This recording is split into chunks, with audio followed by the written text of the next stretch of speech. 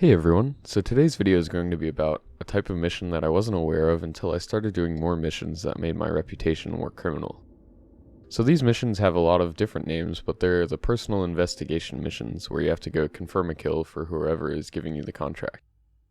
So these caught my eye at first because they pay 8,000 credits, which is actually a pretty decent payout for the ones that you find in space, since you can finish those pretty quickly. And yeah, these missions can be for shipwrecks that are either on a moon somewhere or are floating around in space. So if you're just interested in doing these as a way to make some bonus money, I wouldn't recommend doing the ground-based ones since they don't come with quantum beacons, so you'll have to do quite a bit of flying in atmosphere to get to the wreck. Also, I'll talk about this more later, but I'm not sure that they work right now.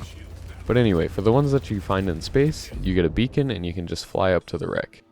Occasionally you'll have to take care of a few buccaneers that are hiding around the wreckage, but sometimes there's nothing, so if nothing pops up on your radar after a little while, go ahead and start EVAing. Before you do though, try to position your ship so that its headlights can help with any dark spots in the wreckage. It might save you some time. So in all of these missions, you're going to be looking for the one crew member with the helmet that fully covers their face, and sometimes you can find them very quickly, like in this example. If you see bodies that don't have this helmet on, you can go ahead and ignore them.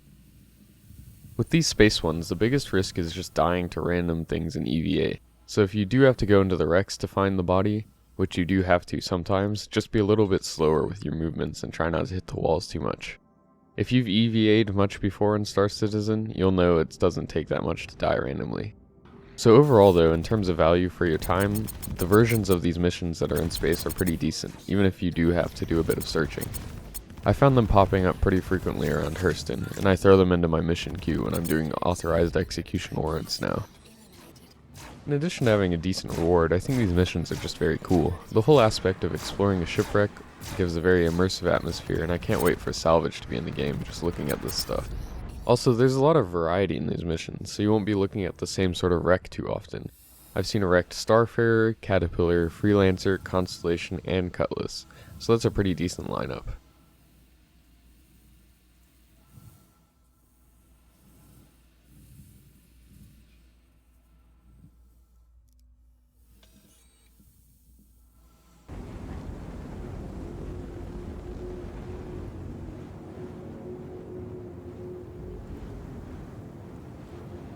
So moving on to doing these missions on the ground, I think the atmosphere that these create can be even cooler. Unfortunately though, I'm not sure that these are working right now. I've only tried to do a handful of them though, so let me know in the comments if you've recently been able to complete one of these. So these missions are the same sort of idea, but like I mentioned earlier, you do have to do a lot of flying to get to them since they don't have any sort of quantum beacon. Exploring these wrecks on foot is pretty fun though, so if you're just looking for something to do and don't really care about how many credits you make per hour, then these are great. However, I'm not sure that these missions work, because first of all, in the missions in space, you could search the bodies that weren't the guy you were looking for, and it gave you a prompt to interact with them and highlighted the bodies. Here though, that doesn't seem to happen. Also, in the Starfarer wreck, there's a pretty good chance that I just missed the guy since I don't know the Starfarer too well and it was upside down. But the one I tried later that was a wrecked Caterpillar, I definitely checked everywhere inside of it. So unless the guy was in some spot outside of the wreck that I overlooked, I'm not sure the body correctly spawned with this mission. But yeah, let me know if you've completed one of these recently though, because there's a chance I've just missed finding the person. But anyway, I just thought I would share my experience with these missions since they're pretty different from the normal things you do in Star Citizen, and I didn't know about them until recently. So I hope you enjoyed this video, and thanks for watching.